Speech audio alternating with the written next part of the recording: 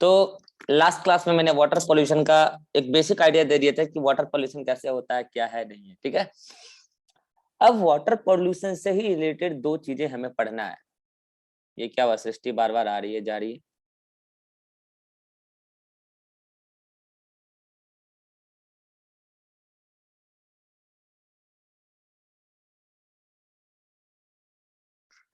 हाँ ठीक है सृष्टि, अब नेटवर्क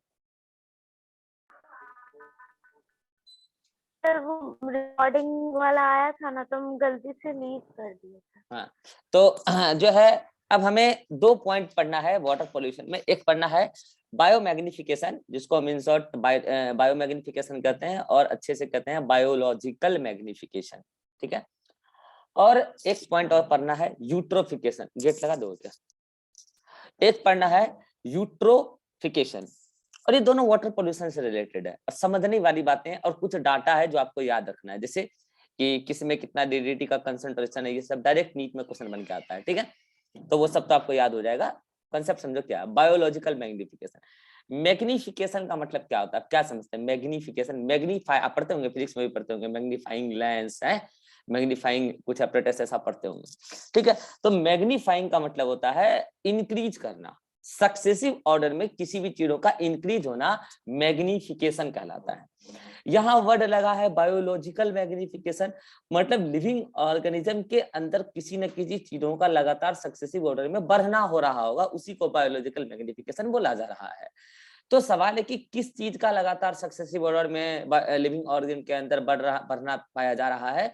तो जवाब ये है कि आपको पता है कि अगर कोई भी ऑर्गेनिक वेस्ट अगर वाटर बॉडीज में मिल जाए, तो ऑर्गेनिक वेस्ट तो फिर भी वाटर बॉडीज में मौजूद बैक्टीरिया फंजाई उसको डिकम्पोज कर देंगे, मतलब बायोडिग्रेडेबल को डिकम्पोज कर देंगे। मगर जो नॉन बायोडिग्रेडेबल है उसका तो डिकम्पोजिशन होता ही नहीं है, और अगर उसका डिकम्पोजिशन नहीं होता है तो एक्वेटिक बॉडीज में पाए जाने वाले जो प्रोड्यूसर्स हैं उसको एज ए न्यूट्रिएंट अपटेक कर लेते हैं, या फिर गलती से न्यूट्रिएंट के साथ अपटेक कर लेते हैं। अब उस प्रोड्यूसर को जब हेटेरोट्रॉफ खाता है, उस हेटेरोट्रॉफ को अगला हेटेरोट्रॉफ खाता है, तो इस तरीके से वो non biodegradable pollutant water bodies में जो था वो लिविंग ऑर्गन के अंदर एंटर किया, और फूड चेन में सक्सेसिव ऑर्डर पर धीरे धीरे धीरे धीरे उसका कंसंट्रेशन बढ़ता चला गया। यही बायोलॉजिकल मैग्निफिकेशन है। तो what is biological magnification? The increment of concentration of non biodegradable pollutant in the body of living organism in successive order in food chain of aquatic ecosystem. यही क्या है? Biological magnification. जैसे कई सारे आपको non biodegradable pollutant मैंने आपको बताया है, HG है, DDT है, BHC बेंजीन हेक्साक्लोराइड है, PCB फिजिक्स केमिस्ट्री बायोलॉजी नहीं है, पॉलीक्लोरिनेटेड बाइफिनाइल है, और भी कई सारे फिनोलिक कंपाउंड हैं, मेनी मोर। मैं आपको एक एग्जांपल बता रहा हूं DDT से, ठीक है, क्योंकि आपके एनसीईआरटी में DDT का ही एग्जांपल दिया हुआ। सपोज करो कि आपने किसी खेतों में DDT का छिड़काव किया, आपने तो खेतों में किया पेस्टिसाइड्स के तौर पर। कल को बारिश हुई, मूसलाधार भयानक बारिश हुई, और वहां से वो सारा DDT पानी रेनी वाटर के साथ बह बह के बगल वाले पौंड में आ गया। ठीक है, और बगल वाले पौंड में आने के बाद पौंड में उस DDT का कंसेंट्रेशन डे बाय डे बढ़ता चला गया। फॉर एग्जाम्पल उस DDT का कंसेंट्रेशन उस पौंड में अब हो चुका है 0.03 पार्ट्स पर बिलियन। यानी कि अगर आप पानी का पार्ट्स पर बिलियन हिस्सा निकालोगे तो उसमें 0.03 हिस्सा जो है DDT का है, उस पानी में पहुंच चुका है, पौंड में पहुंच चुका है। ये कहाँ है? वाटर में, DDT पानी में। अब मुझे बताओ कि एक्वेटिक बॉडी का प्रोड्यूसर कौन होता है? चलिए बताओ, कॉमन प्रोड्यूसर एक्वेटिक बॉडी का? फाइटोप्लैंक्टन। फाइटोप्लैंक्टन। और अब फाइटोप्लैंक्टन इस DDT को यूटिलाइज कर रहा है। यूटिलाइज जान के नहीं कर रहा है, गलती से हो जा रहा है। ये DDT उसके बॉडी के अंदर एंटर कर जा रहा है जब ये फाइटोप्लैंक्टन अदर मिनरल्स को वाटर से अपटेक कर रहा है। डे बाय डे फाइटोप्लैंक्टन के बॉडी के अंदर DDT का कंसंट्रेशन बढ़ता चला गया, और बढ़ के मामला हो गया 0.03 पार्ट्स पर मिलियन। कोई बच्चा ये ना बोले कि सर बढ़ेगा, तो यहाँ था 0.03 और यहाँ हो गया 0.003, ये तो घटता हुआ दिख रहा है। घटता हुआ नहीं दिख रहा है, बिलियन से मिलियन हो गया, ये भी तो देखो। बढ़ता हुआ भी नहीं दिख रहा, बहुत ज्यादा बढ़ता हुआ दिख रहा है। समझ में आया? घटता हुआ तो है ही नहीं, बढ़ता हुआ भी नहीं, बहुत ज्यादा बढ़ता हुआ है। तो ये 0.03 वाटर में था पार्ट्स पर बिलियन DDT कंसेंट्रेशन, और अब एक्वेटिक बॉडी के प्रोड्यूसर्स के बॉडी के अंदर हो चुका है 0.003 पार्ट्स पर मिलियन। हाँ मुझे बताओ जल्दी से, फाइटोप्लैंक्टन को कौन खाएगा वाटर बॉडी में? जल्दी बोलो, वाटर फाइटोप्लैंक्टन को कौन खाएगा? जूप्लैंक्टन। हाँ बाकी लोग सो रहे हैं क्या?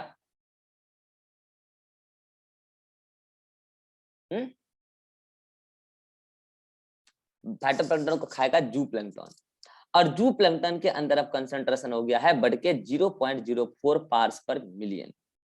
हाँ जूप्लैंक्टन को कौन खाएगा वाटर बॉडी के अंदर? Small fish. Small fish. Small fish के अंदर हो चुका है 0.05 पार्ट्स पर मिलियन। स्मॉल फिश को कौन खाएगा?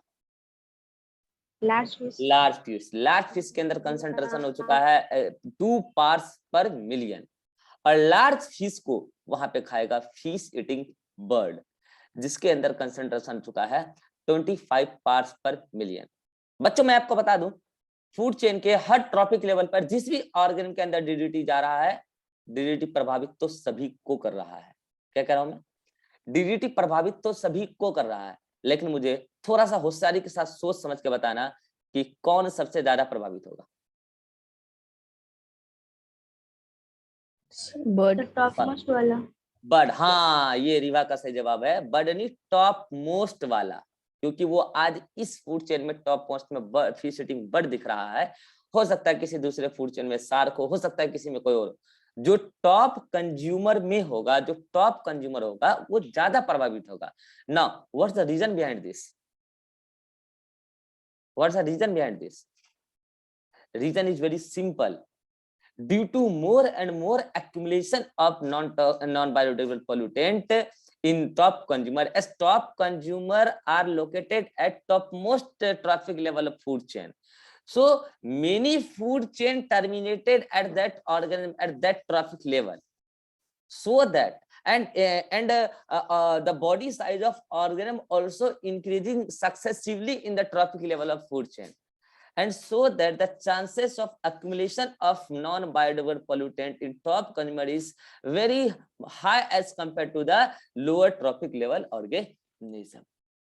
That's why the top consumer have more chances to be affected by non-biodegradable pollutant. और बायोलॉजिकल मैग्निफिकेशन क्या है? बायोलॉजिकल मैग्निफिकेशन ये नहीं है कि टॉप कंज्यूमर के अंदर अक्यूमुलेशन हो रहा है। बायोलॉजिकल मैग्निफिकेशन का मतलब है सक्सेसिव ट्रॉपिक लेवल पर धीरे धीरे नॉन बायोडेग्रेडेबल पोल्यूटेंट का कंसंट्रेशन बढ़ता जा रहा है, मैग्नीफाई होता जा रहा है। This is biological magnification. अब मैं आपको एक बात बता देता हूँ कि उस पानी में कहां से आ सकता है नॉन बायोडेग्रेडेबल पोल्यूटेंट, तो आप दिमाग लगा लो। पहले बता चुका हूँ, कल ही बता चुका हूँ। बगल में इंडस्ट्रीज है, इंडस्ट्री के वेस्ट प्रोडक्ट HG हैं, CD हैं, लेड है, आर्सेनिक, अरे भाई साहब दुनिया बड़े पड़े। पेस्टिसाइड्स आपने ही यूज किया खेतों में, वो सब सड़क के इधर पहुंच गए। DDT है, बेंजीन हेक्साक्लोराइड है, PCB है, ये सब, और ये सब को खा सकता है फाइटोप्लैंक्टन, और उससे फिर पूरा मामला पहुंच सकता है फिश ईटिंग बर्ड तक। नाउ फिश ईटिंग बर्ड को हम लोग खा सकते हैं, इंसान खा सकते हैं, लेकिन इंसान उस फूड चेन का हिस्सा नहीं है, ध्यान रखना। इंसान उस फूड चेन का टॉप कंज्यूमर नहीं हो सकता है। क्यों नहीं हो सकता है? देखो इंसान तो मैंने आपको पहले भी बोला था वो कुछ भी खा सकता है। उस फूड चेन का top consumer fish eating bird ही है, और अगर इंसान उस फूड चेन का टॉप कंज्यूमर होता तो इंसान हमेशा उस फिश ईटिंग बर्ड को खाता। कभी कभी खा लेना ये उसको उस फूड चेन में इंक्लूड नहीं कराने देगा। हाँ जब वो खाएगा तो ये बात सच है कि वो बर्ड से भी अधिक DDT का कंसंट्रेशन ऑक्युपाई करेगा अपने बॉडी के अंदर, और वो ऑक्युपाई करके 13 से लेके 31 यानी कि 13 से लेके 31 पार्ट्स पर मिलियन तक नोट कर लिया गया अलग अलग ह्यूमन बॉडी के अंदर DDT का कंसंट्रेशन। अब आप सोच कर देखो कि ये मैं तो DDT से पढ़ाया हूं साहब सिंपली। अब आप सोचो कि DDT करेगा क्या। मैं आपको बर्ड और ह्यूमन दोनों का बता देता हूँ। पहले ह्यूमन का बता देता हूँ सिंपली। मैं आपको बता दूं कि DDT हमारे जो कैल्शियम मेटाबॉलिज्म उसको प्रभावित करता है। एक्चुअल में DDT क्या करता है, कैल्शियम को बाइंड कर लेता है अपने साथ, और अगर DDT कैल्शियम को बाइंड कर लेगा तो कैल्शियम की जो फिजियोलॉजिकल फंक्शन थी या मेटाबॉलिक फंक्शन थी वो प्रभावित हो जाएंगे। मैंने आपको ऑलमोस्ट ह्यूमन फिजियोलॉजी पढ़ा रखा है, एटलीस्ट नर्वस सिस्टम तो पढ़ा ही रखा है, रिप्रोडक्शन तो पढ़ा ही रखा है, बाकी तो आप समझदार हैं क्या हो सकता है। और सबसे धांसू तो प्रभाव मिलेगा नर्वस सिस्टम और मस्कुलर सिस्टम पे। नर्वस सिस्टम आपको पता ही है, वो लिगेंड गेटेड चैनल वगैरह, कैल्शियम की बाइंडिंग, वो याद करो, ion channel, gated ion channel, कुंडी लगाते थे कैल्शियम का, याद है। नर्व इंपल्स कंडक्शन प्रभावित हो जाएगा, फर्स्ट वन। दूसरा, मसल कॉन्ट्रैक्शन प्रभावित हो जाएगा। मैं मसल कॉन्ट्रैक्शन आपको कुछ ही दिनों में पढ़ाऊंगा। मसल कॉन्ट्रैक्शन में कैल्शियम का इंपॉर्टेंट रोल प्ले होता है, मसल कॉन्ट्रैक्शन प्रभावित हो जाएगा। सेक्सुअल ऑर्गन में फर्टिलाइजेशन में कैल्शियम का रोल है, वो प्रभावित, और ब्लड क्लोटिंग प्रभावित हो जाएगा। घने सारी फिजियोलॉजिकल एक्टिविटी प्रभावित हो सकती है ह्यूमन के अंदर। ये तो हुआ ह्यूमन के अंदर। अब मैं आपको बता रहा हूं बर्ड के अंदर। बर्ड के अंदर डीडीटी का सबसे ज्यादा प्रभाव होता है pre mature hatching of egg. देखो, आपको पता है बर्ड अंडे देती है, अंडे का समय से फटना यूजफुल थिंग्स है। अंडे फटेंगे, उससे चूजा आएगा, वो बड़ा होगा, वो फिर बर्ड बन जाएगा। लेकिन अभी डीडीटी कंसंट्रेशन बढ़ने की वजह से उस बॉडी, जो बर्ड ने अंडा दिया उसके बॉडी के अंदर डीडीटी का कंसंट्रेशन ज्यादा था, तो जो एग का रिलीज हुआ, तो उस एग के बनने के दौरान जो उसमें जो भी कुछ बना उसके अंदर भी डीडीटी चला गया, क्योंकि वो उसी बर्ड के अंदर बना। अब वो डीडीटी क्या कर रहा है, वो जो कैल्शियम मेटाबॉलिज्म से बना था, क्या, कवच, अंडा का कवच, ठीक है, कैल्शियम कार्बोनेट का, उसमें से कैल्शियम कंपोनेंट को खींच ले रहा है। और उसकी वजह से क्या हो रहा है कि कैल्शियम कार्बोनेट की जो कवच है, एग कवरिंग, वो वीक हो जा रही है। तो फटना था समय पे, और समय से पहले फट गया। और समय से पहले फट गया तो मत बोल देना बढ़िया है ना कि लाइफ स्पान घट गया और जल्दी जल्दी नंबर बढ़ाएगा, नहीं, समय से पहले फट गया। प्री मैच्योर बेबी उससे रिलीज हो गया, जो इस एनवायरनमेंट में सर्वाइव नहीं कर पाएगा और वो मर जाएगा। अगर ऐसा है कि ये डीडीटी बर्ड के कैल्शियम कार्बोनेट कवरिंग को प्री मैच्योर हैचिंग करा देता है, और इससे उसका आने वाला जो बर्ड स्पीशीज है, मेंबर है, वो मर जाता है, तो मुझे बताओ बर्ड पॉपुलेशन डिक्लाइन होगा या इंक्रीज होगा? डिक्लाइन होगा। बर्ड पॉपुलेशन डिक्लाइन होना ये बर्ड पॉपुलेशन के लिए फायदे की बात है, घाटे की बात है? घाटे की बात। घाटे की बात। अरे घाटे की बात नहीं, बहुत चिंता का विषय है। और मैं आपको बता दूं, इस चिंता के विषय को मेंशन करने के लिए एक किताब लिख दिया एक राइटर ने, और उस राइटर का नाम है रेकल कार्सन। और रेकल कार्सन नाम याद रखना, ये पूछा जा चुका है नीट में। रेकल कार्सन ने एक किताब लिख डाला है, और किताब का नाम है साइलेंट स्प्रिंग। नाम से पता चल रहा होगा, साइलेंट स्प्रिंग। आपको पता है कि स्प्रिंग में बर्ड चहकती है, एकदम खुशनुमा माहौल होता है, थोड़ा अच्छा लगता है, ठीक है, इन्वायरमेंट में। लेकिन इन्होंने किताब का नाम साइलेंट स्प्रिंग रख के चिंता जताना चाहा कि अब स्प्रिंग वैसा नहीं है जैसा पहले हुआ करता था। बर्ड की पॉपुलेशन लगातार घटती जा रही है। इस किताब को हाईलाइट होने के बाद गवर्नमेंट ने डीडीटी का यूज लीगली बैन कर दिया है। भारत में भी बैन है, इलीगली आज भी भारत में भी यूज होता है, कई सारे देशों में यूज होता है। लेकिन डीडीटी का प्रभाव क्या है, आपको पता है कि डीडीटी कैल्शियम मेटाबॉलिज्म पे प्रभाव डालता है। ह्यूमन के अंदर तो नर्वस सिस्टम पे डालता ही है, इसके साथ मस्कुलर सिस्टम पे भी डालेगा, रिप्रोडक्टिव सिस्टम में भी डालेगा, लेकिन मेन प्रभाव नर्वस सिस्टम। मैंने आपको पहले भी बताया, नर्वस सिस्टम खत्म, बॉडी खत्म। अरे भाई नर्वस कंडक्शन नहीं हो रहा है, कौन सा तुम रिप्रोडक्शन कर लोगे भैया? हार्मोन नहीं आएगा, क्या कर लोगे? कौन सा, क्या क्या काय का फर्टिलाइजेशन है? जब हार्मोन नहीं आएगा तो काय का फर्टिलाइजेशन? जब तुमको नर्वस सिस्टम ही खत्म हो गया तो काय का मसल कॉन्ट्रैक्शन? जब इंपल्स अवे नहीं किया मोटर न्यूरॉन से तो काय का मसल कॉन्ट्रैक्शन? वो सब तो बाद की बात है, पहले तो नर्वस सिस्टम प्रभावित हुआ, तो मेन मेजर इफेक्ट तो नर्वस सिस्टम पे दिख रहा है ना। तो this is all about the biological magnification. मैंने आपको बेंजीन को सॉरी डीडीटी को लेकर पढ़ाया है, इसका मतलब ये नहीं कि बायोलॉजिकल मैग्निफिकेशन केवल डीडीटी से होता है। क्योंकि आपकी एनसीईआरटी ने डीडीटी से पढ़ा है, इसलिए मैंने भी डीडीटी से पढ़ा है, क्योंकि इससे क्वेश्चन आने की संभावना है। बाकी कोई भी नॉन बायोलोजिकल पोल्यूटेंट, जैसे कुछ हैवी मेटल, जैसे लेड है, Hg है, Cd है, कॉपर है, मैंने कहा था ना, कौन होता है हैवी मेटल जिसका डेंसिटी 5 ग्राम पर सेंटीमीटर क्यूब से ज्यादा हो, ये सब भी एक्यूमुलेट होते हैं। और अलग अलग नॉन बायोलोजिकल पोल्यूटेंट का अलग अलग प्रभाव है। जैसे मैं आपको बता दूं, Hg का क्या प्रभाव है, जापान में नोटिस किया गया था, मिनीमाटा डिजीज। लेड का क्या प्रभाव है, नॉक नी डिजीज, इसको प्लम्बिज्म भी कहते हैं। कैडमियम का ऑच ऑच, इसमें क्या होता है पता है, जब आप एकदम शरीर पूरा सुस्ती से भरा हो जाएगा, इटा इटा डिजीज भी कहते हैं इसको। जब भी आप शरीर की हड्डियों को ऐसे ऐसे करोगे तो हड्डियों से आवाज आएगा ऑच ऑच, इसलिए इसका नाम ही रख दिया ऑच ऑच डिजीज। आर्सेनिक से ब्लैक फुट डिजीज। अगर इसका बायोलॉजिकल मैग्निफिकेशन हो जाए नॉन बायोलॉजिकल पोल्यूटेंट का, तो डिफरेंट टाइप के डिजीज हो सकते हैं, आपको ये सब भी याद रखने हैं। This is all about biological magnification. जो भी इंपॉर्टेंट पॉइंट्स हैं वो सभी को मैंने यहाँ पे मेंशन कर दिया है। अगर आप में से किसी को कोई डाउट है तो पूछ सकते हैं। हाँ सृष्टि। No sir. हाँ Riba. No sir. Rajeshwari. No sir. लड़का लोग मस्त नींद ले रहा है, बरसात का समय है, अभी तो आ रहा है। सुबह कल अतीक सोया था, आज दोनों विवेक अतीक दोनों सोया, बढ़िया है। अभिषेक तो टूर पे है। नहीं ऐसे रिजल्ट, ऐसे ऐसे थोड़ी रिजल्ट होता है, उसके लिए घूमना फिरना पड़ता है? उसके लिए थोड़ा सा सोना पड़ता है, तब जाकर रिजल्ट होता है। ऐसे कैसे हो जाएगा रिजल्ट? ऐसे थोड़ी होता है। चलिए, एक दिन नींद नहीं टूटा मान लिया, दूसरे दिन भी नहीं टूटा, तो फिर उसके लिए 1 महीना लगातार सोना पड़ता है, तब जाकर रिजल्ट होता है। आप लोग गलती कर रहे हैं क्लास आके, आपको भी सोना चाहिए था अभी, तब रिजल्ट होगा। चलिए, तो our next topic is eutrophication. मैंने कहा ना वाटर पॉल्यूशन में 2 चीजें अभी बताऊंगा मैं आपको। बायोलॉजिकल मैग्निफिकेशन बता दिया, next is eutrophication. What is eutrophication? तो इससे पहले मैं आपको एक वर्ड समझाता हूँ, यूट्रोफिक और ओलिगोट्रोफिक लेक। ओलिगो का मतलब मैं बार बार आपको बताते आ रहा हूँ पूरी बायोलॉजी में, ओलिगो का मतलब होता है कम, पुअर। ओलिगोस्पर्मिया याद करो, स्पर्म प्रोडक्शन कम हो गया। ओलिगो यूरिया बात करो, याद करो कि यूरिन कंसंट्रेशन कम हो रहा है, ठीक है, तो ओलिगो यूरिया। तो और अगर पॉली वर्ड लगा देते हैं तो ज्यादा हो जाता है, यू वर्ड लगा दिया तो भी उसका मतलब समझ लेना ज्यादा, ठीक है।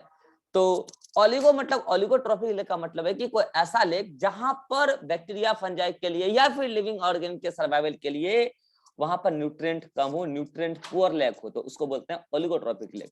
उसमें भी एक्वेटिक ऑर्गेन मरेगा, मगर उसमें मरेगा न्यूट्रिएंट के कमी की वजह से, सुना ध्यान से। लेकिन अगर किसी लेक में अधिकता हो जाए न्यूट्रिएंट की, तो भी ऑर्गेनिज्म मरेगा, और वो मरेगा अधिकता की वजह से। सिंपल कहावत आपने सुना होगा कि सीता अधिक सुंदर थी इसलिए उनका हरण हुआ, कहते हैं ना, बुरे बुरे पुराने लोग कहते हैं कि अधिक सुंदरता की वजह से रावण ने उसका हरण किया। और रावण के अंदर ज्ञान होते हुए विवेक नहीं था, इसलिए उसका मरण हुआ। तो कमी से उसका मरण हुआ, अधिकता से इसका हरण हुआ। अधिकता भी सही नहीं है, कमी भी सही नहीं है, ऑप्टिमम इज ऑलवेज सही। समझ रहे क्या? ऑप्टिमम होना चाहिए। न्यूट्रिएंट ऐसा नहीं है कि कम हो, ऐसा नहीं कि ज्यादा हो, ऐसा नहीं कि ठूस ठूस के खिला रहे हैं, उससे भी नुकसान होगा। कैसे नुकसान होगा अभी समझाता हूँ। कमी से तो खैर आपको समझ ही आ रहा है भाई, न्यूट्रिएंट अगर नहीं है तो मरेगा ऑर्गेनिज्म, इसमें कोई डाउट नहीं होना चाहिए मेरे हिसाब से। अधिकता से कैसे मरेगा, तो इसको थोड़ा समझने की जरूरत है, तो समझिएगा ध्यान से। एक पॉन्ड है, वाटर पॉल्यूशन पढ़ रहे हैं ना आप, एक पॉन्ड है, उस पॉन्ड में किसी तरीके से न्यूट्रिएंट बढ़ रहा है, कहीं से भी एनपीके आया, एनपीके मतलब नाइट्रोजन फास्फोरस पोटेशियम आया, ये सब मेजर न्यूट्रिएंट होता है लेक का, जो वहां के एल्गी बैक्टीरिया फंजाई के ग्रोथ के लिए नेसेसरी होता है। तो एनपीके का कंसंट्रेशन लेक में नॉर्मल है, तब तो बैक्टीरिया फंजाई नॉर्मल ग्रो कर रहा है, एल्गी नॉर्मल ग्रो कर रहा है। लेकिन अगर कंसंट्रेशन उसका किसी तरीके से बढ़ गया, कैसे बढ़ गया, बगल वाले गांव ने डिटर्जेंट पाउडर यूज किया, उसमें एनपीके है, वो नाले के पानी के साथ बह के लेक में आ गया। बगल वाली इंडस्ट्रीज ने कुछ ऐसा किया जिससे वो एनपीके एलिमेंट बह के आ गया, क्या बात नीचे, अच्छा अच्छा भूल गया, तो एनपीके उस लेक में आ गया। तो अब अगर वो नीचे एनपीके उस लेक में आ गया, तो उस लेक का न्यूट्रिएंट कंसंट्रेशन बढ़ गया, न्यूट्रिएंट अवेलेबिलिटी बढ़ गया। इससे नुकसान क्या है इसको समझना है।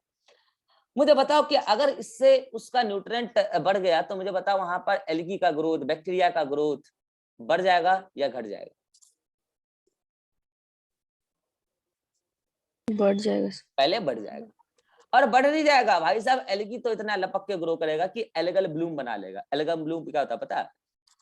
पूरी तरीके से ग्रीन ग्रीन आपको दिखने लगेगा, वो एल्गी है। पूरा लेक के ऊपर एल्गी का सरफेस दिखने लगेगा, उसको बोलते हैं एल्गल ब्लूम। लपक के ग्रोथ करेगा। अब मुझे एक बात बताओ, अगर ऐसा है कि वो लपक के ग्रोथ करेगा, पहली बात तो वो अपने ग्रोथ के लिए वाटर का डिजोल्व O2 भी यूज करेगा, न्यूट्रिएंट भी यूज करेगा, यस और नो करेगा। कल जब वो सभी मरेंगे तो डेड बॉडी पानी में ज्यादा या कम? ज्यादा हो जाएगा। उनके ज्यादा। डिकम्पोजिशन के लिए डिकम्पोजर ज्यादा O2 यूज करेगा, डिजोल्व O2 या कम? ज्यादा। तो पानी का डिजोल्व O2 कम, तो बीओडी ज्यादा या कम? ज्यादा। और बीओडी ज्यादा होना क्या लेक के लिए अच्छा बात है? नहीं सर।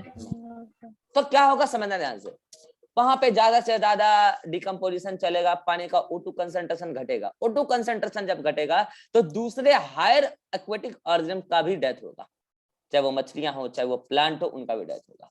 अब बताओ डेड बॉडी बढ़ गया कि घट गया? बढ़ गया अगेन सर। डेड बॉडी बढ़ गया, उसका डिकम्पोजिशन होने के लिए O2 बढ़े, डिजोल्व O2 की मात्रा बढ़ जाएगी पानी में या घट जाएगी? घट जाएगी। बढ़ जाएगी घट जाए और घट जाएगी। तो गलती बीओडी और बढ़ जाएगा या घट जाएगा? बड़ी मुश्किल से बढ़ जाएगा। डिकम्पोजिशन चलेगा, बड़ी मुश्किल से डिकम्पोजिशन चलेगा। डिकम्पोज होने होते होते होते मुझे बताओ ह्यूमस कंटेंट बढ़ता जाएगा या कांस्टेंट या घटता जाएगा? ह्यूमस कंटेंट बढ़ धीरे जाएगा। धीरे लेक के नीचे से ह्यूमस कंटेंट बढ़ता जाएगा बढ़ता जाएगा बढ़ता जाएगा। अगर ऐसा नेचुरली हो रहा था, उसमें एक्सेस न्यूट्रिएंट नहीं था, नेचुरली हो रहा था, तब तो उसको बोलते हैं नेचुरल यूट्रोफिकेशन, जो कि नेचर का एक पार्ट है। और तब जाके नीचे से सॉइल कंटेंट ह्यूमस कंटेंट बढ़ के उस लेक को भरने में, मिट्टी से भर जाने में 500 से 1000 साल लगता।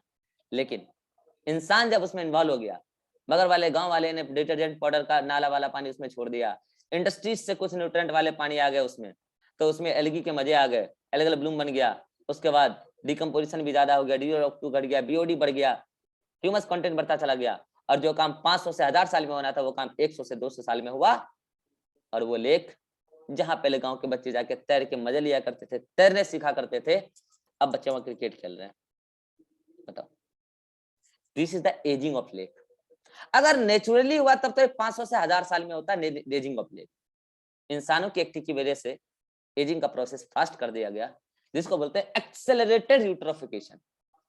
और ये एक्सेलरेटेड आपने रेट को बढ़ा के इतना बढ़ाया कि जो काम 500 से 1000 में होता वो काम अब 100 से 200 सालों में होता है। हो सकता है कि कल आने वाले दिनों में वहां पे जंगल बन जाए, जंगल में कई सारे प्लांट स्पीशीज ग्रो कर जाए, तो आप बोलोगे सर इससे क्या नुकसान है? बढ़िया है ना, पानी गया, जंगल आया, ढेर सारे प्लांट आए, फायदा नहीं है, नुकसान है। मैंने आपको कल भी समझाया था। क्या चाहते हो, पूरी दुनिया को जंगल बना दें? अरे हर टाइप का इकोसिस्टम हो तब जाके डाइवर्सिटी ज्यादा है, ये नहीं कि केवल जंगल जंगल और बायोडाइवर्सिटी ज्यादा। हम तो चाहते थे एक्वेटिक बॉडी भी रहे, जंगल भी रहे, जो जैसे सबका मेंटेनेंस रहे। अब आप पानी भर भर के जंगल बना रहे हो, फिर पानी कहां से आएगा भाई? फिर एक्वेटिक ऑर्गेनिज्म का नंबर घटता चला जाएगा। तो हाँ, मानता हूं कि जंगल उगा है, फायदा है, लेकिन किसी को नुकसान पहुंचा के फायदा पाना फायदा नहीं है, याद रखना। हाँ, आप अपने आप में किसी दूसरे को नुकसान पहुंचाए फायदा पाइए तो वो फायदा जरूर है। आप लेक को मार के जंगल उगा रहे हैं, लेक का नुकसान हुआ और आपका फायदा हुआ, ये फायदा नहीं है, ओवरऑल नुकसान ही है, ओवरऑल बायोडाइवर्सिटी घट रहा है। तो ये था eutrophication, death of water bodies. ये नेचुरल पार्ट है, लेकिन ह्यूमन एक्टिविटी ने इसका रेट बढ़ा दिया है। तो ये देखो, मैंने यहाँ पे यूट्रोफिक लेक, ओलिगोट्रोफिक लेक बता दिया। उसके बाद वही डायग्राम मैंने इधर बता दिया। देखो, बगल वाले खेतों से, इधर गांव से ये डिटर्जेंट वाटर आ रहा है, खेतों में आपने एक्सेस फर्टिलाइजर यूज किया, उससे भी NPK ज्यादा बह के इधर आ गया। इधर आपने गांव में, विलेज में डिटर्जेंट पाउडर यूज किया, उसमें फॉस्फेट, नाइट्रेट, सल्फेट होता है, वो सब आ गया। शुगर मिल से कुछ इंडस्ट्रियल वेस्ट आता है, जिससे कि इसका लेक का न्यूट्रिएंट बढ़ जाता है, तो ओवरऑल बीओडी बढ़ जाएगा, डीओ रिडक्शन घट जाएगा। उसके बाद नतीजा क्या होगा, आपके नीचे थ्योरी लिखा हुआ है, ये सब नतीजा हो जाएगा। एल्गल ब्लूम बनेगा, ज्यादा बैक्टीरिया ग्रो करेगा तो ज्यादा मरेगा, उसको डिकम्पोजिशन करने के लिए ज्यादा डिजोल्व O2 यूज होगा, बीओडी बढ़ जाएगा, और फिर फाइनली वाटर बॉडी इतना पोल्यूटेड हो जाएगा कि कोई दूसरा ऑर्गेन भी सर्वाइव नहीं कर पाएगा, वो भी मरेगा O2 की कमी की वजह से, उनका भी डिकम्पोजिशन और करने के लिए और O2 की मात्रा घटेगा और बीओडी बढ़ेगा, वाटर पोल्यूटेड होता जाएगा, ह्यूमस कंटेंट बढ़ता जाएगा। डिकम्पोजिशन के बाद एक समय ऐसा आएगा, लेक बन जाएगा। जो काम 500 से 1000 साल में हो सकता था, आपने उसको 100 से 2 सालों में करा दिया। रही बात कि इस दौरान, यूट्रोफिकेशन के दौरान, लेक की वार्मनेस भी बढ़ जाती है और लेक की टर्बिडिटी भी बढ़ जाती है। मैंने आपको कल भी बताया था, टर्बिडिटी मतलब मटमैला, मटमैलापन तो बढ़ेगा ही, नेचुरल है, मैंने आपको बताया। ह्यूमस कंटेंट भी बढ़ रहा है, जो ऑर्गेन मर रहे हैं उसकी नंबर भी बढ़ रही है, तो मटमैला होता जाएगा पानी, इसमें तो कोई डाउट नहीं है। दूसरा, टेम्परेचर कैसे बढ़ेगा, क्या कोई बात बता सकता है जल्दी? ये सर, जो बाहर से वेस्ट आके डिसॉल्व हो रहा है सर, उसकी वजह से टेम्परेचर बढ़ जाएगा। ना, एल्गी पहले नॉर्मल ग्रो कर रहा था और अब एल्गी नॉर्मल ग्रो कर रहा है या एबनॉर्मल? एबनॉर्मल। तो एल्गी का मेटाबॉलिज्म नॉर्मल या एबनॉर्मल? एबनॉर्मल। उस मेटाबॉलिक प्रोसेस में हीट रिलीज हो रहा है, उसकी वजह से वार्मनेस बढ़ गया, ध्यान रखना। यूट्रोफिकेशन में वार्मनेस बढ़ जाता है वाटर बॉडीज का। तो वार्मनेस कैसे बढ़ा वो भी मैंने आपको बता दिया। So this is all about the eutrophication. अब देखो नेचुरल यूट्रोफिकेशन तो पार्ट है नेचर का जो थाउजेंड्स ऑफ ईयर में होता है, लेकिन इंसानों ने इसकी एक्टिविटी को बढ़ा दिया है। तो आई थिंक कि this is all about the eutrophication and biomagnification. इतना पढ़ लेने के बाद आपको शायद समझ में आ गया होगा। अच्छा पहले बोलो यूट्रोफिकेशन में कोई डाउट है? हाँ राजेश्वरी, नो सर।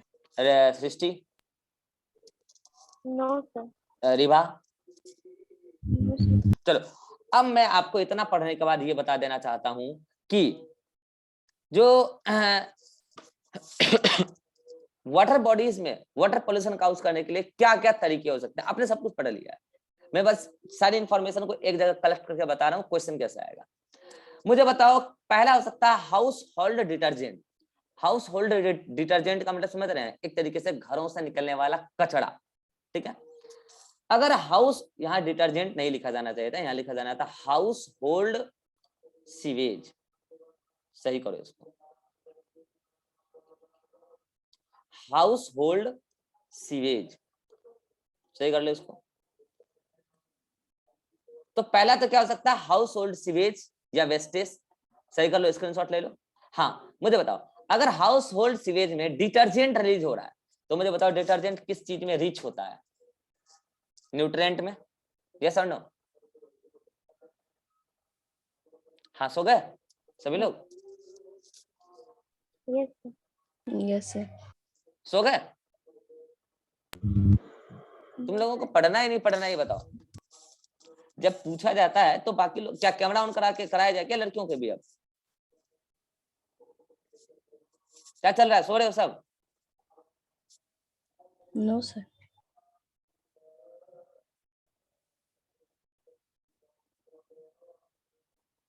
एक तो उधर सब बना रहे हैं, कोई टूर बना रहे हैं, कोई सो रहे हैं, मजे ले रहे हैं, जिंदगी के ऐश मौज कर रहे हैं, करने दीजिए। एग्जाम बचा है 3 महीना, अभी भी घरों के कामों में हैं, टूर पे हैं, मजे ले रहे हैं जिंदगी के, और यहाँ जो आए हैं वो सो रहे हैं। तो काय के लिए पढ़ रहे हैं भाई? घर पे बैठे आराम कीजिए। क्या अपना भी नींद आराम कर रहे हैं, मेरा भी कर रहे हैं, क्या मतलब है? अभी थोड़ी देर पहले बताया डिटर्जेंट में क्या ज्यादा होता है?